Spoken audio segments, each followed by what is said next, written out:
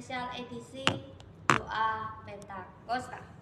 Senang rasanya menjumpai kita semua dan kita akan menikmati penyembahan kita, pujian kita kepada Tuhan. Peganglah tanganku Roh Kudus.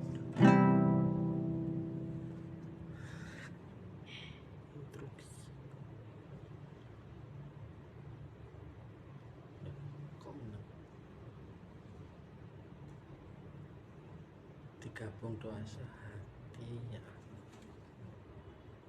Mari saudara yang dikasihi Tuhan, momen ini doa sehati. Doa Pentakosta digabung dengan doa sehati.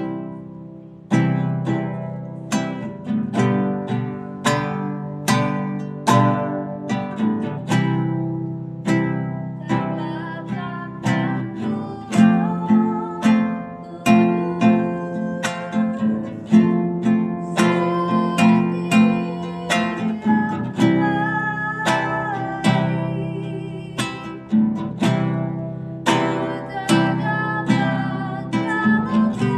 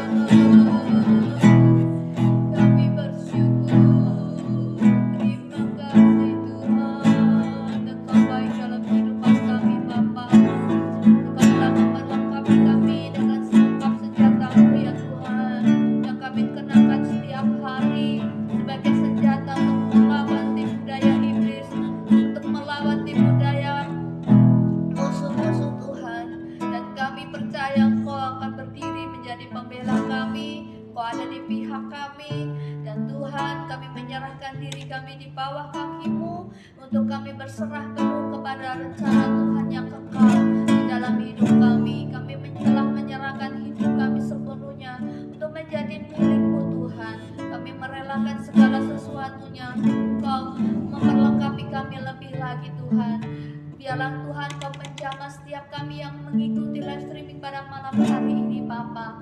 Biarlah kuasa-Mu Roh Kudus menjangkau setiap anak-anak Tuhan yang saat ini sedang berdoa bersama, menyembah bersama-sama dengan kami di tempat ini Tuhan. Biarlah Roh Kudus sendiri yang akan berkata-kata dan akan menyelidiki setiap hati kami masing-masing, sehingga kami boleh mengetahui, kami boleh mengenali Tuhan akan suara Tuhan Yesus kami sebagai gembala yang baik, yang akan membimbing dan mengarahkan kami kepada jalan kebenaran-Mu. Bimbing kami Tuhan ke air yang tenang dan kepada rumput yang hijau. Dan biarlah malam hari ini Tuhan, kami berserah kepada-Mu untuk firman Tuhan yang akan kami dengar.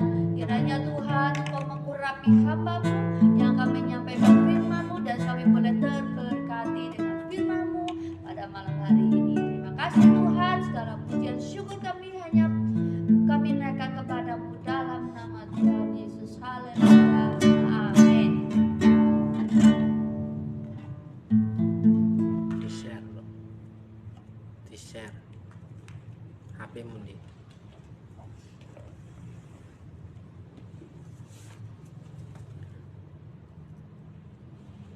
Shalom, shalom. Selamat malam. Jumpa lagi bersama dengan kami. Selamat bergabung siapapun saudara. Hanya orang-orang yang tergerak hatinya untuk datang kepada Tuhan, yang siap untuk menikmati berkat kemurahan Tuhan. Sekali lagi, Bapak Ibu, saudaraku yang dikasih Tuhan, malam doa yang ke-7 bertepatan dan bergabung dengan doa sehati. Saudaraku yang dikasih Tuhan, jika kita tidak memiliki kesehatian dalam hal bersekutu bersama-sama untuk menyenangkan hati Tuhan, maka hati kita akan mengalami kekeringan secara rohani, saudaraku yang dikasih Tuhan. Siapapun saudara yang malam hari ini sudah bergabung, saya berdoa kiranya berkat kemurahan Tuhan menjadi bagianmu. Ya, pergumulanmu, kesusahanmu, penderitaanmu, Tuhan tolong dan berikan kelegaan. Dan siapapun saudara yang sedang bergumul dengan pekerjaanmu, dengan keuanganmu, kiranya Tuhan memberikan keberuntungan demi keberuntungan yang terjadi dalam kehidupanmu. Hanya orang-orang yang rindu untuk mengenal Tuhannya lebih dalam, dia akan senang dan senang dengan berita firman, saudaraku yang dikasih Tuhan. Malam hari ini, malam doa yang ke-7, saya ingin mengajak saudara untuk membaca surat Yakobus pasal yang pertama. Ya, surat Yakobus pasal yang pertama. Yakobus pasal yang pertama, saudara.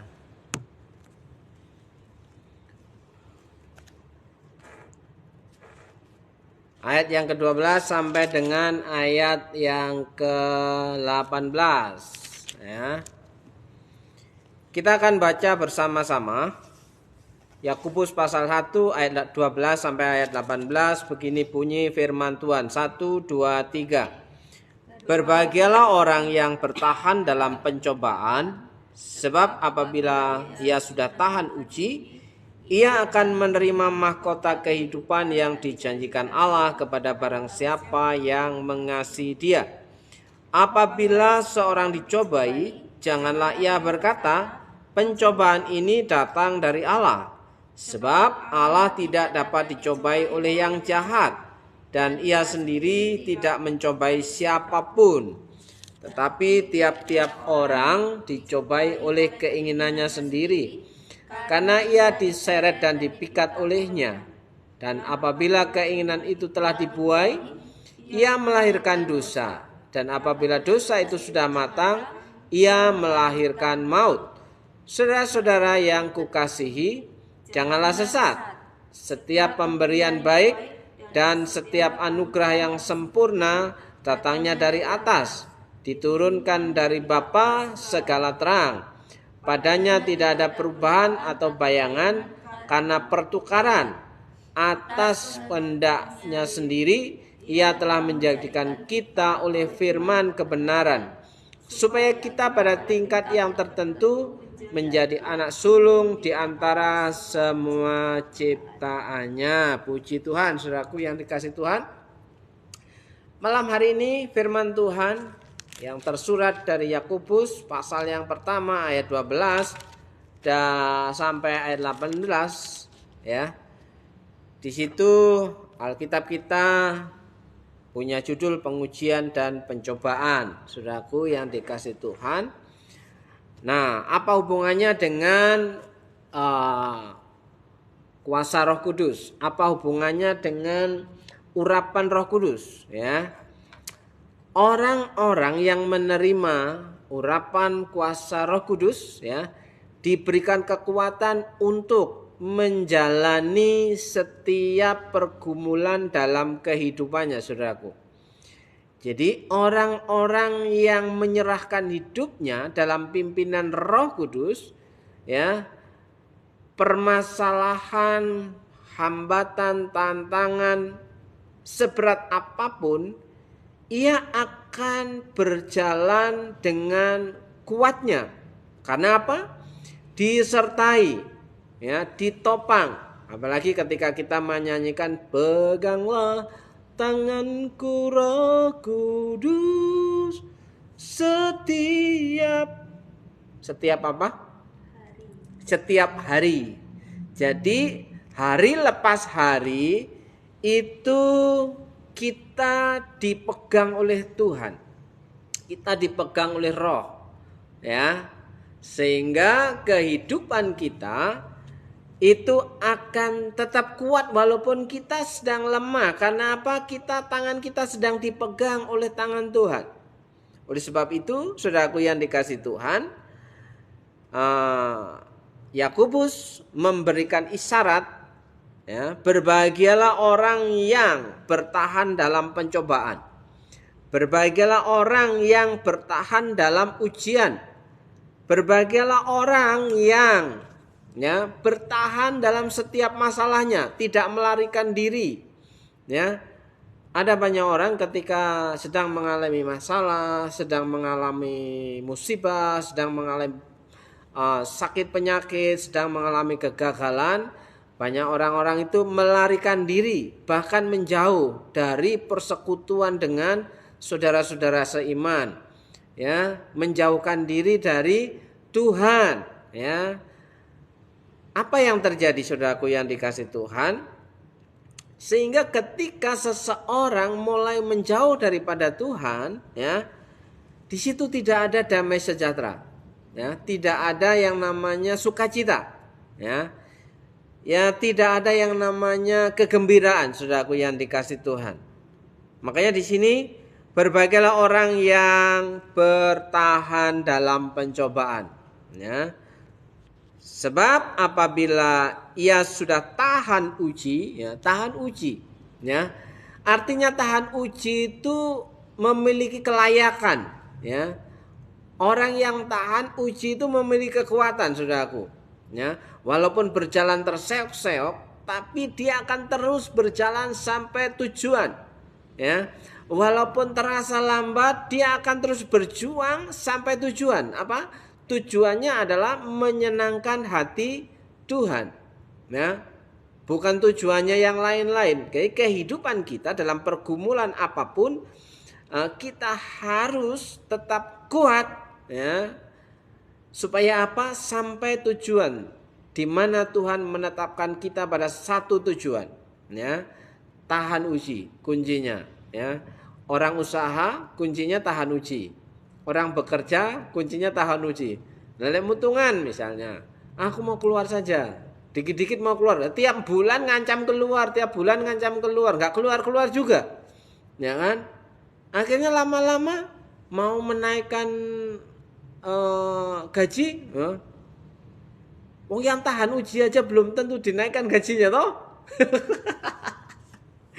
Apalagi yang nggak tahan uji, saudaraku ya. Nah, di sini saudaraku yang dikasih Tuhan, apabila ia sudah tahan uji, ia akan menerima mahkota kehidupan yang dijanjikan Allah. Menerima mahkota kehidupan. Dalam kitab Wahyu, dalam surat Wahyu, ya kan? Di situ banyak tertulis barang siapa yang mendengar, ya. Barang siapa yang mendengar, ya kan? Barang siapa yang mendengar, ya, dia akan menerima mahkota kehidupannya. Pada Wahyu pasal yang kedua ayat yang ke-10, hendaklah engkau tetap setia sampai mati, karena engkau akan menerima mahkota kehidupan. Bagaimana kita mau menerima mahkota? Bagaimana kita mau menikmati reward? Kalau kita tidak setia, kalau kita tidak tahan uji, kalau kita tidak bertahan dalam setiap pergumulan kehidupan kita, kita gampang menyerah, kita gampang melarikan diri, kita gampang mutungan. Bagaimana Tuhan mau memberikan reward dalam kehidupan kita? Nah, itu mustahil, saudaraku yang dikasih Tuhan. Oleh sebab itu, bertahanlah, karena akan menerima mahkota kehidupan yang janjikan Allah kepada barang siapa yang mengasihi Dia. Jadi rupanya mengasihi Tuhan itu ada banyak ujian, ada banyak tantangan, ya. Mengasihi Tuhan itu ada banyak ujian, ada banyak tantangan, ya. Tantangannya apa? Kesetiaan, saudaraku. Ya, tantangannya apa? Keceriaan, ya kan? Jadi bersekutu ibadah itu bukan karena dipaksa, ya, bukan karena nggak enak, bukan karena malu, tapi karena keceriaan, sukacita, senang dalam persekutuan, saudaraku yang dikasih Tuhan. Jadi di sini mengasihi Tuhan, barang siapa yang mengasihi Tuhan. Jadi jelas ya, orang yang menerima mahkota, orang yang menerima reward dari Bapa, dari Tuhan, itu adalah orang yang mengasihi Tuhan. Jadi siapapun saudara yang berdoa tapi tidak mau mengasihi Tuhan, jadi jawabannya sudah tahu? Jawabannya sudah tahu, Mbak? Saya ulang, saya baca ya. Saya baca. Ya. Berbahagialah orang yang bertahan dalam pencobaan, sebab apabila ia sudah tahan uji, ia akan menerima mahkota kehidupan yang dijanjikan Allah kepada barang siapa yang mengasihi Dia. Jadi reward, jawaban doa, ya, berkat yang tidak lazim itu diberikan, diperintahkan kepada siapa? Orang yang tahan uji itu orang yang mengasihi Tuhan.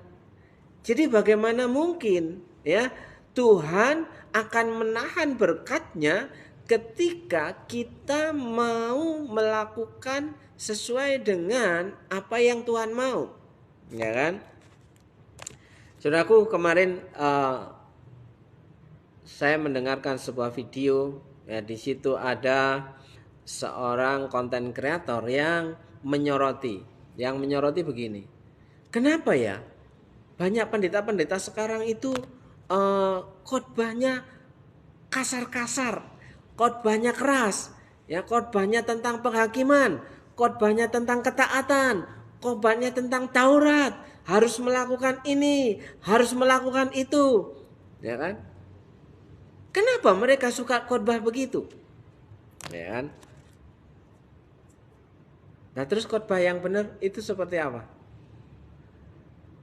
Harusnya ya, orang yang menyampaikan berita firman itu mengenalkan bagaimana Bapa mengasihi. Masa tiap minggu perkenalan terus, Pak? Kira-kira kalau tiap minggu perkenalan terus, apa yang terjadi? Bosan toh? Nggak ada progresnya toh? Ya. Oh, Tuhan sudah baik. Tuhan sudah menolong kita. Tuhan sudah menebus dosa-dosa kita. Nah terus Hanya sampai di situ. Ya, itu kan hukum kasih karunia. Sementara dikatakan yang harus melakukan ini, harus melakukan itu kan hukum Taurat. Emang di dalam hukum kasih karunia tidak harus melakukan ini, harus melakukan itu. Bagaimana mungkin orang yang sudah diselamatkan tidak tahu diri untuk bisa mengucap syukur kepada Tuhan? Ya kan? Nah, ketika saya menonton video seorang konten kreator Kristen itu, saya berpikir, khotbah macam apa yang harus dilakukan oleh seorang pendeta sehingga membuat orang-orang Kristen, jemaat Kristen itu merasa senang terus ketika ibadah. Apakah harus seperti seorang stand up komedi? Apakah harus seperti pelawak yang selalu melucu, menghibur? Ya, sementara yang kasar-kasar dikritiki, dikomentari, direview, ya saudara, ya kan? Apakah yang biasa menerima makanan keras dikasih bubur, gimana rasanya?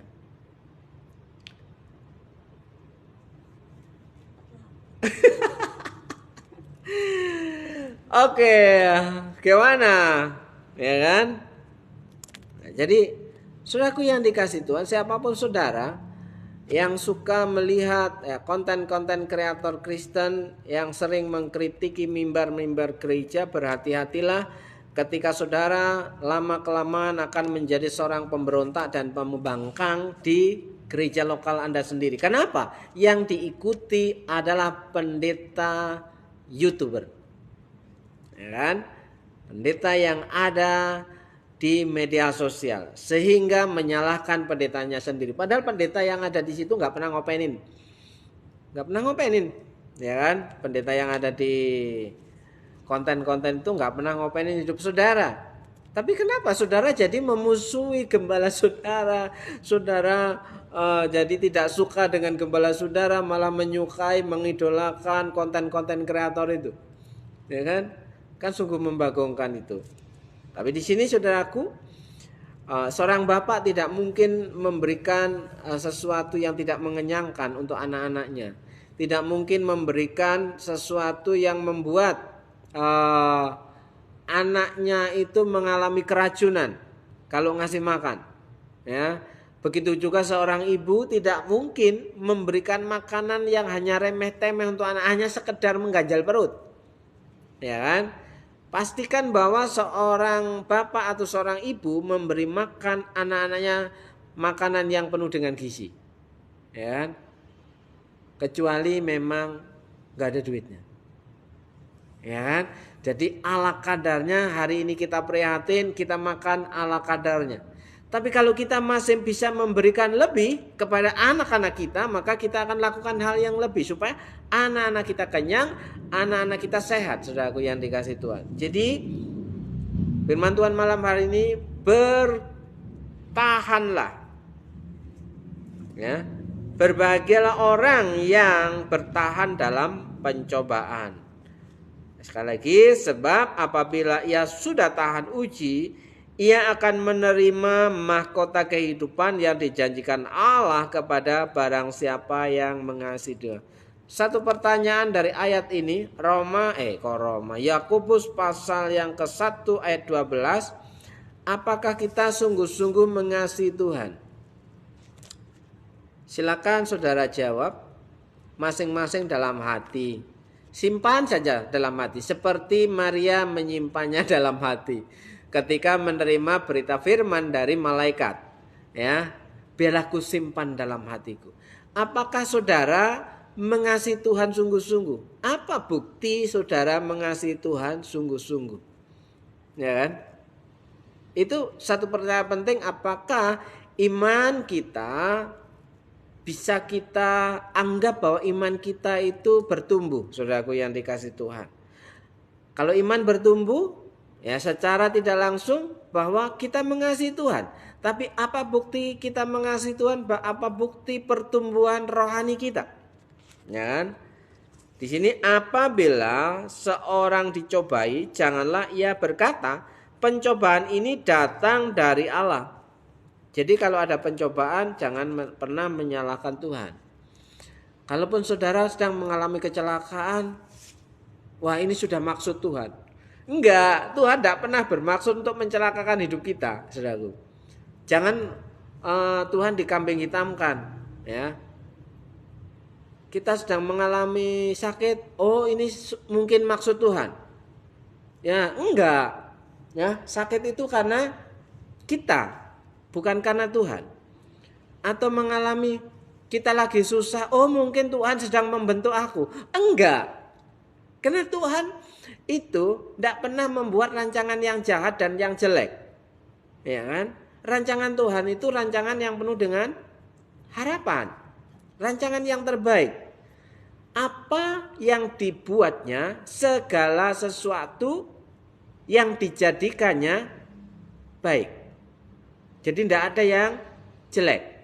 Nah, oleh sebab itu di sini dikatakan, apabila seorang dicobai, janganlah ia berkata pencobaan ini datang dari Allah, sebab Allah tidak dapat dicobai oleh yang jahat, dan ia sendiri tidak mencobai siapapun. Perhatikan baik-baik, Tuhan tidak pernah mencobai siapapun. Ya, kurang kerjaan. Wong rancangan Tuhan itu baik kok mau mencobai seseorang. Ya, pencobaan itu datangnya dari si jahat, saudaraku yang dikasih Tuhan. Ingat,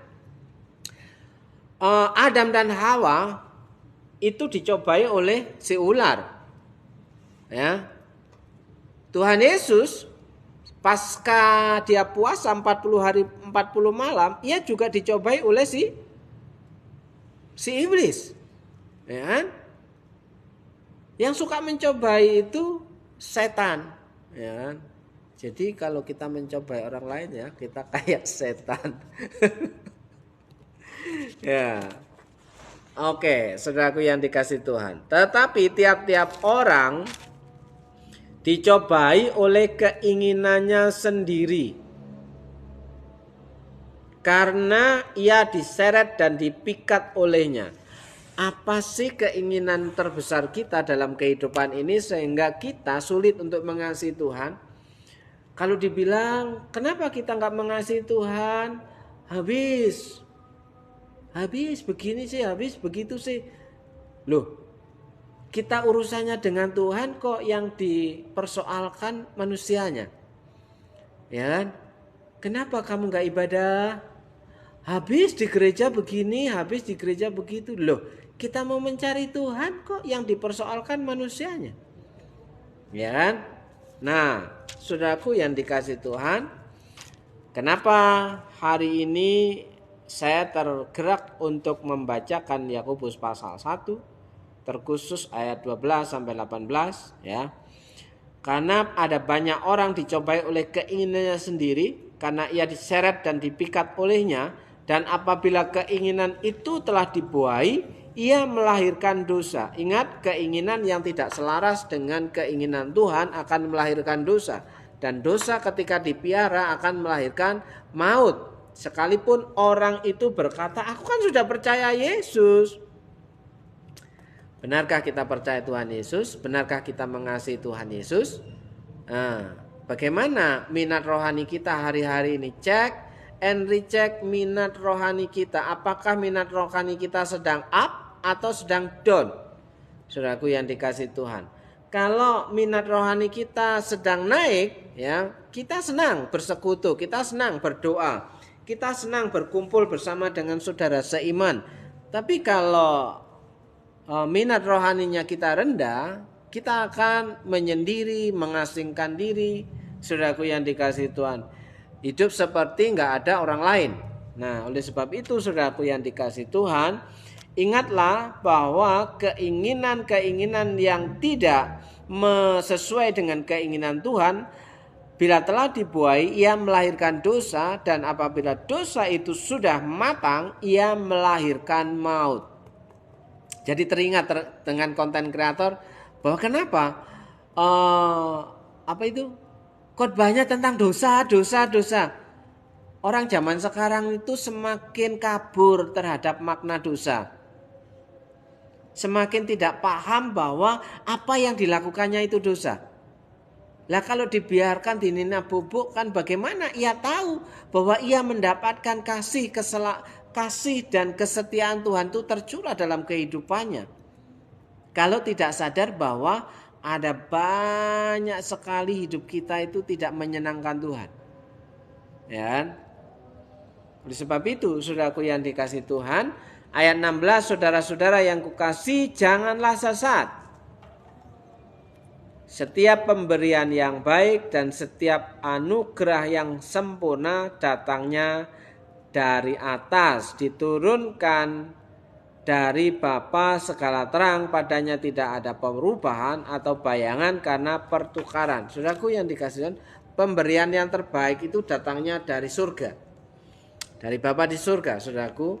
Jadi kalau hari-hari ini kita sedang merindukan kuasa urapan Roh Kudus, ya, itu datangnya dari atas, dari surga.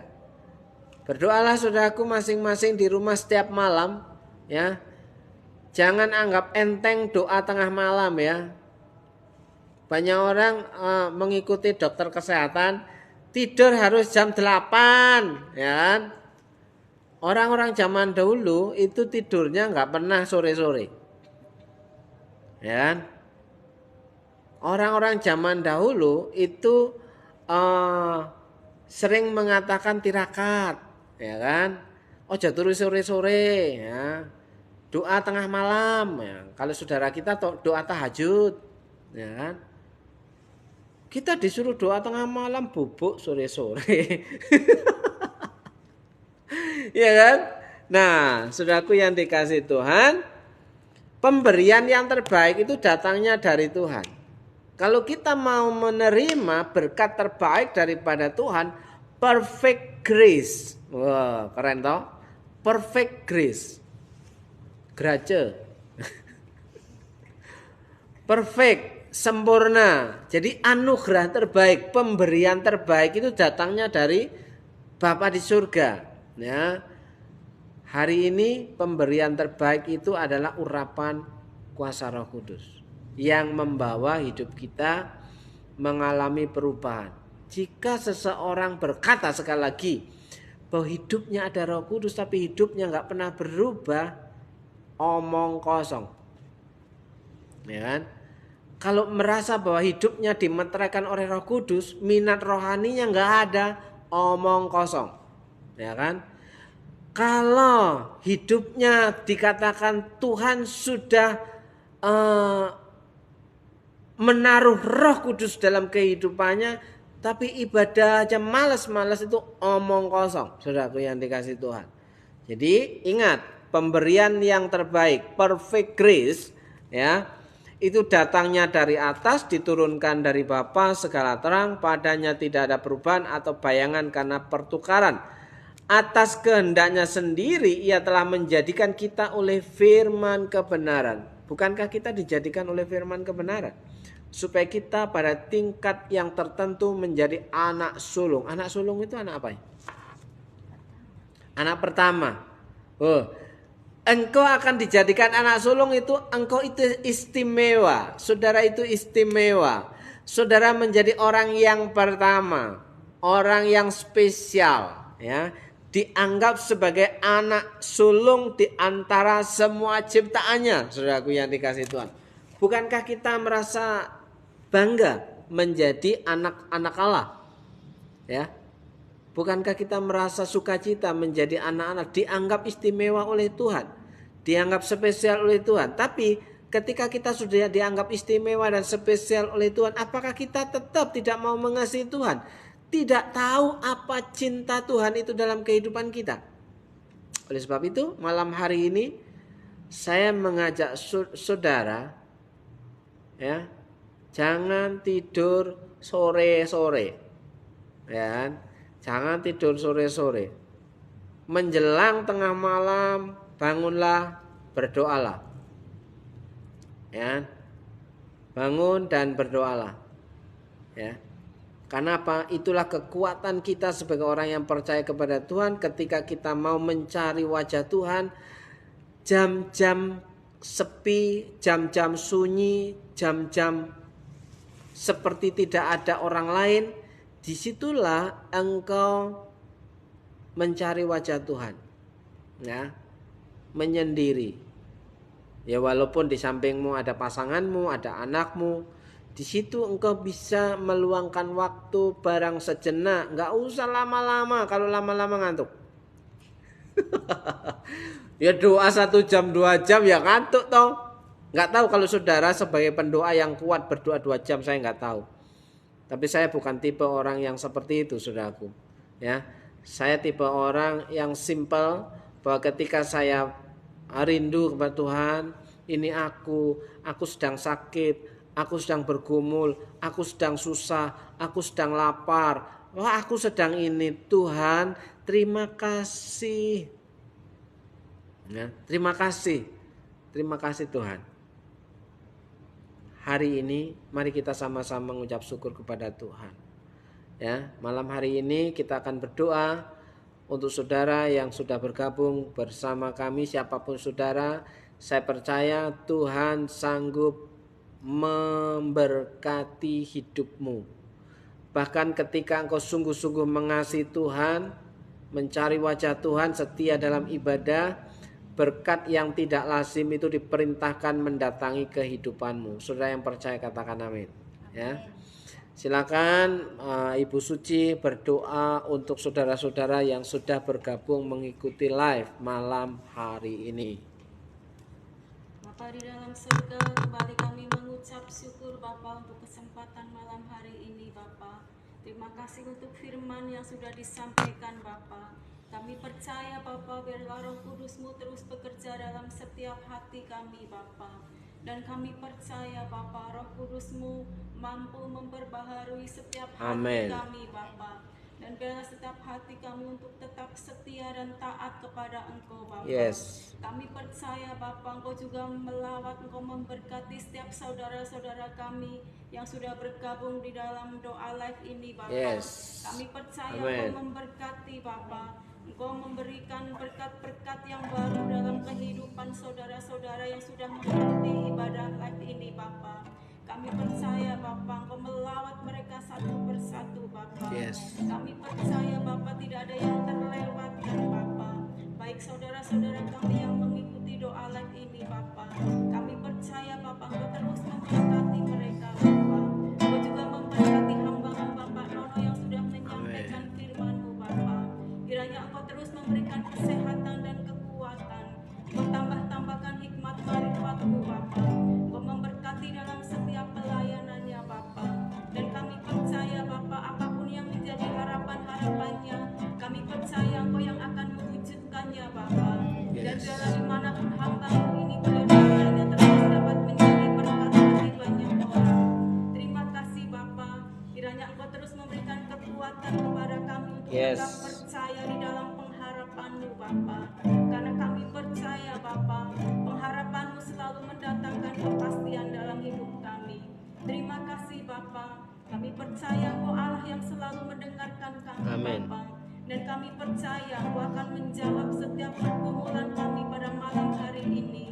Karena kami mintanya di dalam satu nama, Amen. Tuhan Yesus Kristus. Haleluya. Dalam berkat nama Yesus saya berdoa untuk saudara semua. Kiranya Tuhan memberkati engkau, kiranya Tuhan menolong engkau, kiranya Tuhan memulihkan engkau, kiranya Tuhan menjauhkan engkau dari mara bahaya, kiranya Tuhan menjamah sakit penyakitmu, kelemahan tubuhmu, kiranya Tuhan memberikan kasih dan karunia lebih kepadamu. Dalam berkat nama Yesus, urapan kuasa Tuhan itu terjadi atas hidupmu. Roh yang ada di dalam dirimu lebih besar daripada roh yang ada dunia, sehingga engkau sanggup mengasihi Tuhan dengan seutuhnya. Saudara yang percaya bahwa roh yang ada dalam dirimu, dalam hidupmu, itu kuasa yang besar untuk dapat mengalahkan dunia ini. Dalam berkat nama Yesus, siapapun saudara yang percaya bahwa Tuhan sanggup menolongmu hari ini dan hari besok, katakan amin, amin, amin. Shalom saudaraku, jumpa lagi besok di jam yang sama untuk doa malam sampai tanggal 18, saudaraku yang dikasihi Tuhan. Jumpa lagi besok hari di jam 6 sore. Tuhan Yesus memberkati. Shalom.